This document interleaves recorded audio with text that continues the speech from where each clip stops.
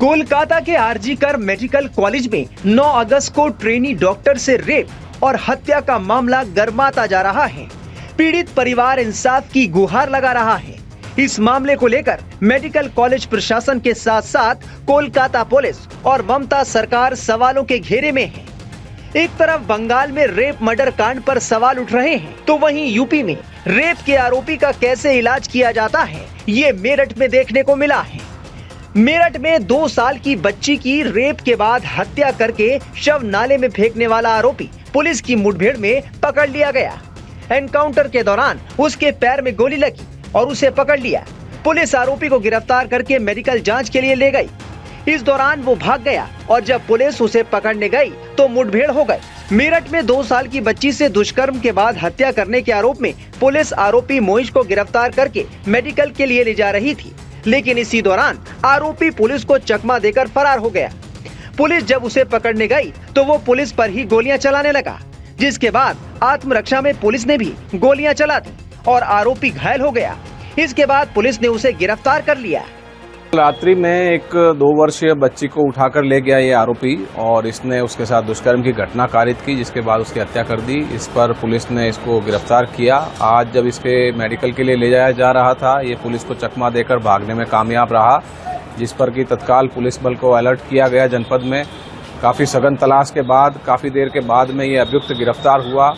जब इसे पुलिस गिरफ्तारी करने गई तो वहाँ पुलिस पार्टी पर इसने ताबड़तोड़ फायरिंग की, जिसमें कि जवाबी कार्रवाई में इसको दोनों पैरों में गोली लगी है और इसमें जो गिरफ्तार है अभियुक्त उससे पूछताछ कर और अन्य बातों की जानकारी की जा रही है और अग्रिम कार्रवाई की जा रही है।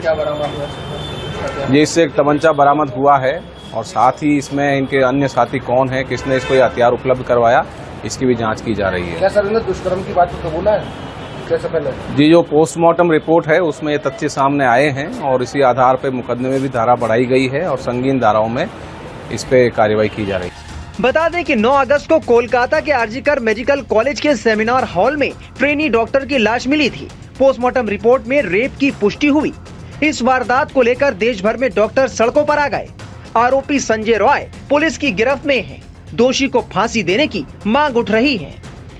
ममता सरकार और कोलकाता पुलिस पहले ही सवालों के घेरे में है और अब मृतक लेडी डॉक्टर के पिता ने कैमरे पर आकर जो कहा उससे खलबली मच गई।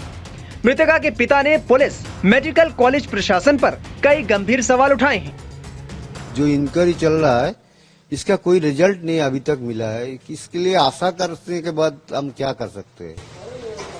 संदीप घोष, हाँ। पहले ही दिन आप उनसे मिले थे जिस दिन? नहीं, हमसे बात नहीं हुआ, उसके कोई बात नहीं। वो ना उन्होंने जरूरत पड़ा कोई सिग्नेचर विग्नेचर का, उन्होंने बोला हम उनको हमारा ऑफिस में आने के लिए बोलो। उनका रवैया कैसे था घटना वाले दिन? एकदम हम लोग का डिपार्टमेंट का कोई नहीं और कॉलेज का कोई हमारा साथ कोऑपरेट नहीं किया। पहले से तो हम ये बोल रहा है, यही तो दिक्कत है हम लोगों का, जो डिपार्टमेंट पूरा इसलिए इन्वॉल्व है इसमें। अब क्या ऐसा हुआ था कभी कि आपकी बेटी ने कॉल करके बताया हो कि अस्पताल में कुछ ऐसी गतिविधियां हो रही हैं या कुछ ऐसा बात? नहीं, वो ये सब नहीं बोलते। तो पर्सनली तो कोई डिपार्टमेंट पूरा कोई ना कोई है, डिपार्टमेंट का कोई ना कोई इसका साथ इन्वॉल्व है। प्रिंसिपल की भूमिका को लेकर क्या बोलेंगे इसके? प्रिंसिपल तो हम तो क्या बोला, हम उसको जरूरत पड़ा उन्होंने बोलता है उसको हम लोग हमारा ऑफिस में बुलाओ, हम नहीं जा सकते। बाद में उन्होंने आया था लेकिन हम लोगों से बात नहीं किया। और सीपी थोड़ा हमको क्या बोले मलहम लगाना जो है ना वैसे ही कर रहा था। अगले दिन तो कोलकाता पुलिस के ऑफिसर भी आपसे मिलने आए थे। हाँ, वो उन्होंने क्या आश्वासन दिया था? उन्होंने भी आश्वासन देके चला गया, लेकिन हम लोग को देखा जो आश्वासन उन्होंने दे रहा है वो हम लोग ठीक नहीं लगा, इसलिए सीबीआई के पास गया। अंतिम संस्कार की जो बात आ रही है हाँ। कि जबरन करवाया गया, क्या ऐसा है कि आप लोग नहीं चाहते थे तुरंत अंतिम संस्कार हो और करवा दिया गया? तो जो क्रिमिनेशन घाट का बारे में बोलता है, श्मशान घाट के बारे में, उधर 3 बॉडी पड़ा हुआ था, लेकिन उसका पहले ही हमारा लड़की का बॉडी जला दिया गया। क्यों, क्या वजह थी ऐसी? आप लोगों ने मना नहीं किया? आप लोग भी तो थे वहाँ पे। नहीं, इसमें तो क्या उस टाइम में तो हम लोग तो क्या बोले, हम लोग तो पूरा चूर चूर हो गया। हम उसके लिए तो मेरा क्या बोलेंगे उसको? 3 बॉडी में से पहले आपकी बेटी की बॉडी जलाया गया। किसने फोर्स किया था ये? क्योंकि उस समय निर्मल जो टीएमसी के यहाँ के विधायक है वो भी थे साथ में। वो तो हम पहले से ही मेरा साथ में था। वो जो क्या बोले दोस्त समान ही है। उन्होंने भी नहीं बोला कि नहीं जांच आगे हो जाए उसके बाद अंतिम संस्कार? नहीं। सब लोग ही हम लोग को मलहम लगाने का जल्दीबाजी में मलहम लगाने के लिए। मृतक लेडी डॉक्टर के पिता ने मुख्यमंत्री ममता बनर्जी के रवैये और भूमिका पर भी गंभीर सवाल उठाए।